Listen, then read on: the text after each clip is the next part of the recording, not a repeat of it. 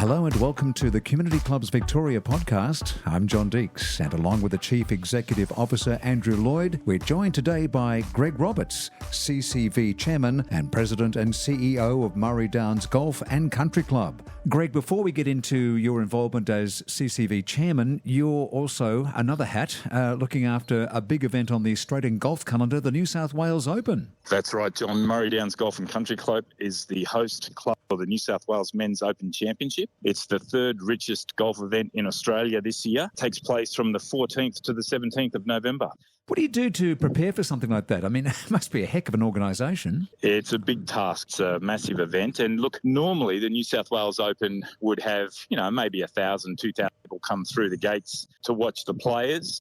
But this year, that's been boosted massively by the announcement that Cameron Smith, the blonde-haired mullet superstar and British Open champion, is going to play in the event. Alongside Cameron, we've also got Jeff Ogilvy, who's a US Open winner and 8-time PGA winner on the tour, and young Lucas Herbert, who's playing in the same GC Ripper team on the Live Golf circuit. So we've got three huge Australian golf names coming to play. And as a result, the tickets have been from maybe 1,000 up to 3,500 people with tickets downloaded already. It's a great lineup, Greg. Tell our audience a little bit about Murray Downs for people that aren't familiar with the country club and what makes this an amazing venue for such a prestigious tournament.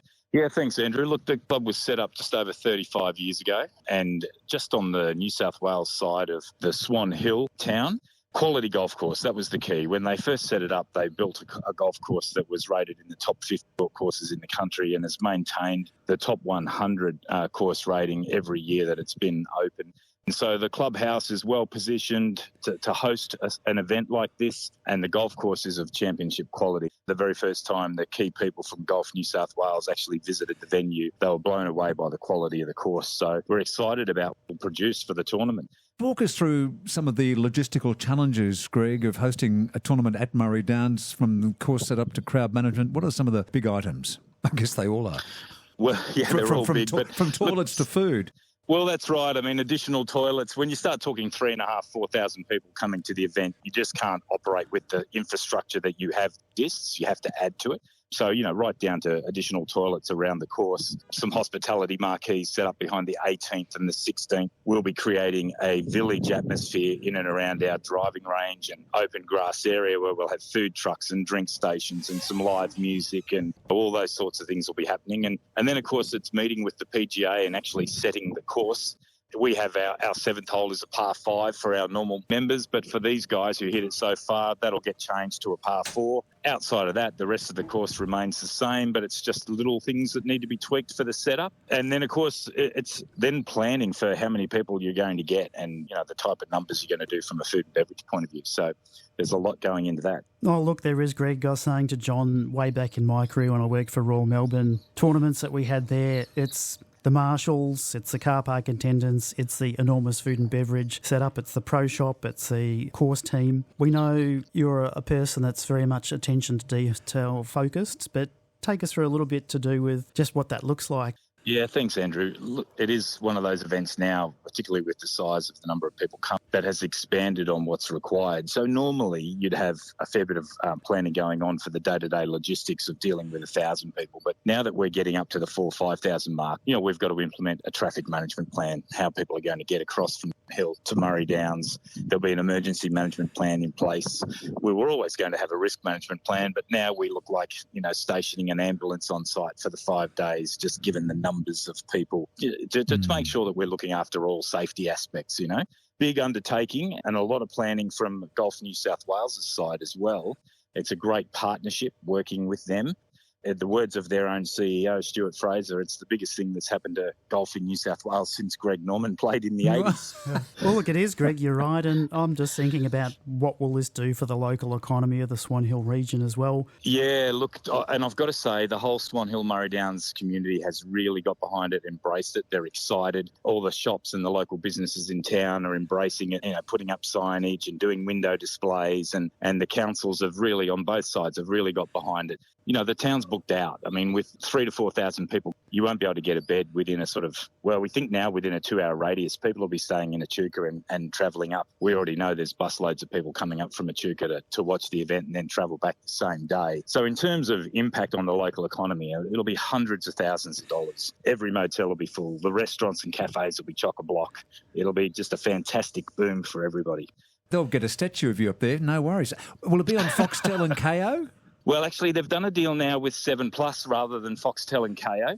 So it's going to be broadcast on 7 Plus, and so people can actually watch that on their app and their phone, their iPads or the television.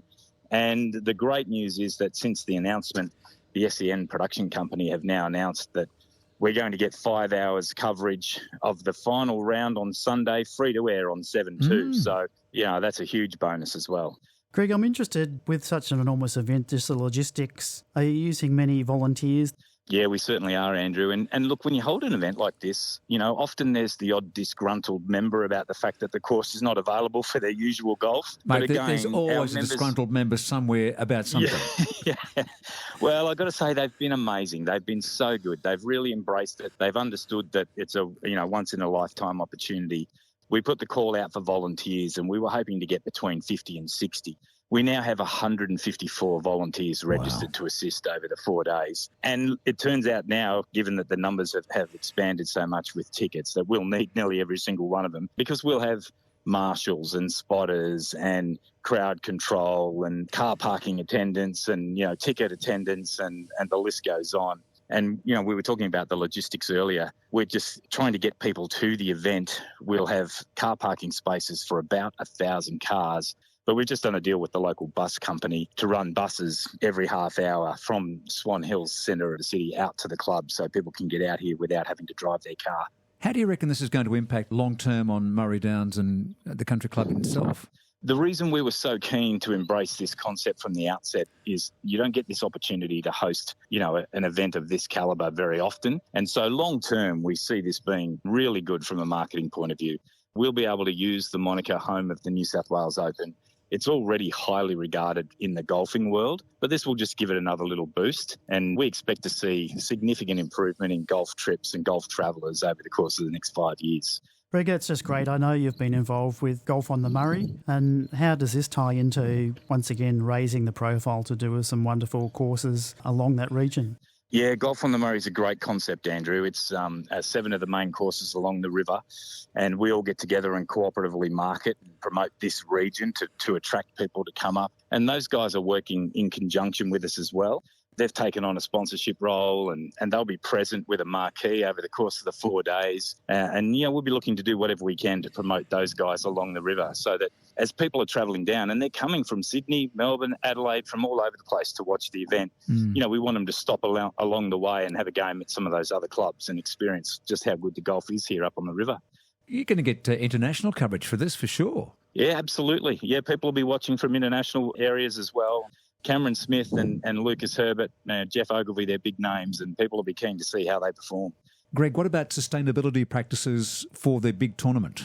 That's something that we're conscious of, John. And again, when we start talking big numbers like 2, 3, 4, 5,000 people, there's a lot of cans and a lot of plastic cups and a lot of things that need to be accounted for, making sure our waste is managed appropriately. So we're doing everything we can to have, extra bins all around the place marked for recycling. And then we're going to work with one of our local football, netball clubs who are going to come out and clear those on a daily basis and have the opportunity to collect the cash on returning those cans. So, yeah, something we're very conscious of and putting systems in place to try and deal with that as best we can. The success of these sort of opens today, people don't necessarily read a lot of emails. They're listening to podcasts such as this. What have you worked with Golf New South Wales to do with publicising the event? We've done a whole bunch of stuff on our socials and on our websites. They've been utilising their socials, Golf New South Wales. We've had great support from a whole range of different golf agencies. So Golf Australia and Golf Digest, and they've all sort of got behind the idea, the fact that it's coming into region and started promoting it through their channels. And then, of course, we've reached out directly as well, the old-fashioned direct method to people that we know have come and travelled and played here at Murray Downs and said, this is an ideal opportunity for you to come back and watch some of the world's best. Sounds great, Greg. Last question I had was just how does the New South Wales Open rank in terms of prize money and prestige to do with other tournaments like the PGA Open? Well, Golf New South Wales really deserve a lot of credit for this. They've really boosted the profile and the money, and the event is now the third richest golf event in Australia. It sits behind the PGA in the Open. They're now playing for $800,000 when it's only a couple of years ago they were playing for $250,000, $300,000. So they've really boosted the profile, and as a result, they're starting to see the good work is showing that players are coming back. They want to be involved and they want to play in this event. Gee, I think the last tournament I played in, meat tray was the top prize. Greg, if people want to know more, how can they find out? The best thing to do is to Google New South Wales Open. There's a whole web page set up for the event with a truckload of information there for them. And the most important thing is tickets are free. This is a free event. People do not have to pay to get in. Fantastic. We're both looking at each other going, oh, what? Well, it's so rare, isn't it, for a high-quality event like this, but it is free. But you do have to download a ticket. So we strongly encourage people. They will have the attendance set up and they will be checking that people have got a ticket. But it's free to get it. You just download it and you're good to go. And the dates? 14th to the 17th of November, and looking forward to it. Can't let you go as CCV chairman without asking you, Greg, how goes the CCV and what are your thoughts of this year and looking ahead to next? John, CCV is such an important organisation for clubs in Victoria.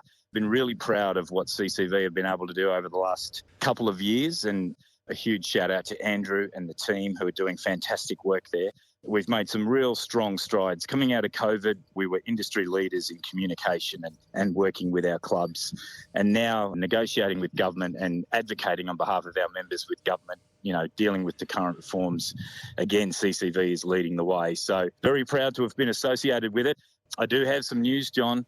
I have handed in my resignation as the CEO of Murray Downs Golf and Country Club and Swan Hill Club and taking up a new position further along the river. And so sadly, I will have to resign as the chairman and president of CCV and step down at the annual general meeting. And would just say in finishing that it's been an honour to be the chairman of Community Clubs Victoria. There's so much great work being done in that space, and I really look forward to seeing that work continue and that clubs in Victoria go from strength to strength. Greg, you've been a great mentor over this period, particularly during the pandemic, being a strong voice for the club industry. So can't thank you enough for your support, but also your leadership over your tenure as chairman, and wish you all the very best. And thank you very much, Andrew and John. Greg, I reckon your feet will not be touching the ground in the next few months, so I really appreciate you giving us some time today. Thank you very much, John and Andrew. All the very best to both of you, and we're looking forward to a fantastic New South Wales Open, and all the very best to clubs in Victoria. And once again, New South Wales Open, there's a dedicated page for that. All the information's there. Tickets are free. Just download it and get along to Murray Downs. You'll see some spectacular golf. Amazing. Greg, thank you so much for talking to us today, and we wish you nothing but the best. Thanks a lot, Greg. Thank you. Bye for now. And our thanks to Greg Roberts, CCV Chairman and President and CEO of Murray Downs Golf and Country Club, for chatting with us today. And to learn more of how CCV is working for you and your club, please visit ccv.net.au.